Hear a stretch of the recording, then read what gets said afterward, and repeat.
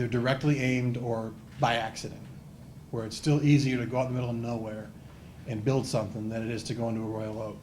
And we've got to be better about how we do that. So there's a 3-hour answer to that too, but I think people want to get going. Yes, ma'am. What do you think Flint's chances are of shrinking itself, and whether that's going to be successful?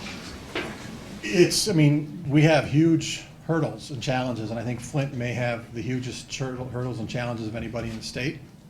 But to the gentleman's question back there, something I keep reminding people about, and we use here when we feel like sometimes we're beating our heads against the wall, turnarounds happen fairly quickly.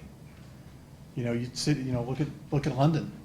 You know, left for dead 20 years ago. Now it's a place to be, and you see that in a lot of different places. So I think that there are some opportunities there, and I applaud, you know, sort of collectively what people are starting to talk about there in terms of the shrinking city and some of the new ideas.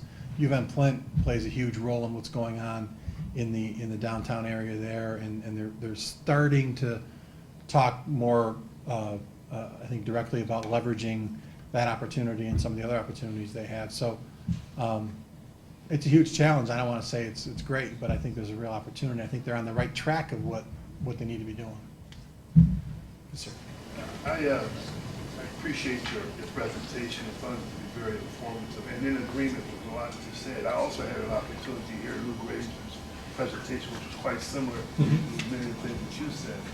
But what I have found lacking, not only in that, but in other presentations, is a focus on the people who were employed in the auto industries and the supplier industries and all that. I haven't seen anybody addressing what are we going to do about those people, because they're a significant part of our population. And unless we address them, it's going to continue to be an impact on the economy of Michigan. And I just want to know what you see happening along with the young people. I mean, we got to keep our young people. We got to revitalize our downtown area and all that. But what are we going to do about that population out there? It's a significant point, and I think sometimes we get a little bit too caught up in the new stuff. But you know, in many respects, it's not pretty what's happening. We're sort of ground zero from moving from this industrial-based economy to something different here in Michigan, and we've got to be working on that. Just so you know, the focus of this is to think about tomorrow. And I say this, and you know, we ignore, especially when I usually talk to city officials, they're talking about light industrial and those types of things, and we know how to do that. We invented how to do that. So if somebody knocks on Ted's door and says, I want to bring, you know, 1,000 jobs to town, and we're going to work in 3 shifts, and we need, you know, 500,000 square feet of light industrial, he knows how to do that.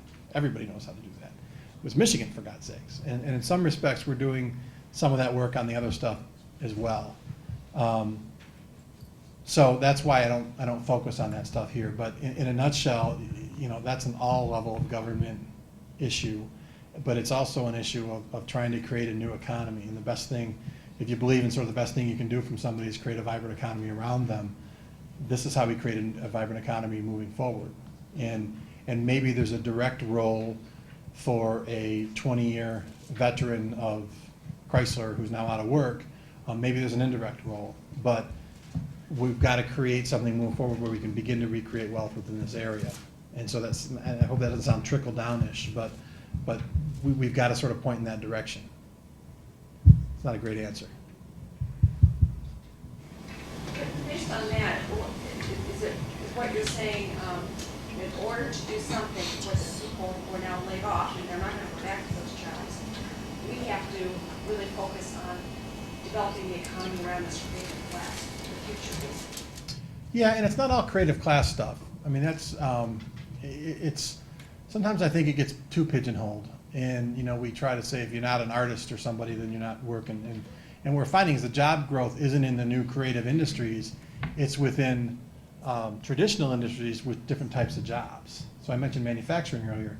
R&D manufacturing, you know, Southeast Michigan is still the world hub of that, or at least was a few weeks ago. I don't know if we are right now, but you know, so we're doing that well. It's just a different kind of manufacturing that we're doing. So creative class is a little bit too simple, but yes, that's where the growth is in sort of the talent economy, if you will.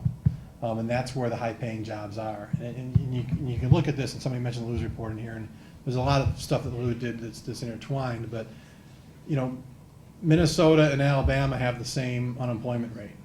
It's lower than Michigan's.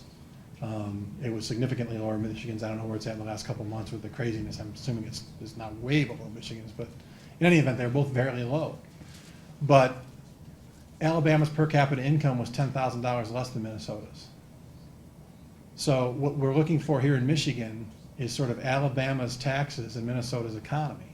And the two don't go together. Because Minnesota's economy is built upon talent retraction, is built upon universities, is built upon thriving urban centers, is built upon, I mean, all the things I just talked about ad nauseum. They do all that better than us. So, you know, you know, Alabama, Mississippi, those places have the lowest taxes. I don't want to be that place.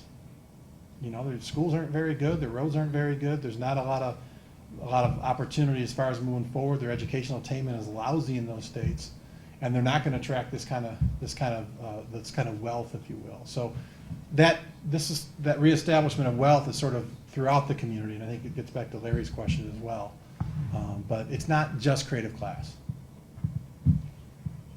Sir. A different perspective. I live in Delhi Township. Delhi Township. We have a downtown development authority. We're probably the only people who know where the downtown is. In this last year, we created a community arts council, and we're all excited and all that. But, you know, here's this community with all the amenities and money and all that, but it has no identity. It's this urban, and I can't go anywhere by walking. I have to get my car to go anywhere. So, I love what you say, but how does a community like that, how do we fit in to this new economy, new urbanism? How do we feed it? Well, feed into this?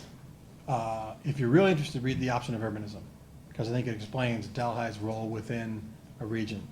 I think two things. As a lesson, we're really good at creating those types of places in Michigan. We've got 300 of those. We don't have some of the other places. We don't have 300 Royal Oaks. So I think we've got to do better about knowing now that the preference is Royal Oak over Delhi Township, or at least we think it is, and it is for the next decade or so. We've got to do a better job at creating something a little bit different. But I get back to regional impact, and I get back to a strategic regional vision. Delhi Township should not be out there on its own. When you leave and you go places, you tell everybody you live in Lansing, for sure. And you know, so that university and this state government, it feeds as well. That's where people in Delhi Township work, and you know how they got here and everything else. So that needs to be sort of a strategic vision about where we go. You know, I can get into sort of the mainstreaming of government and annexation and a bunch of other things that probably nobody wants to hear about, but I think we could do a much better job about trying to connect a bedroom community to a downtown, to a place that's attractive for young people and all that stuff. We're not set up to do that in Michigan right now. We can do it. You know, there's no law stopping it, but I think there could be more carrots in terms of how to work on some of those things. You might even have do you want to? What's the name of that post? The Option of Urbanism. Christopher Leinberger, Leinberger, I believe. I think there's sort of second steps, right? I mean, we talk about where millennials want to live now, and it might be in these, you know, higher dense urban environments, but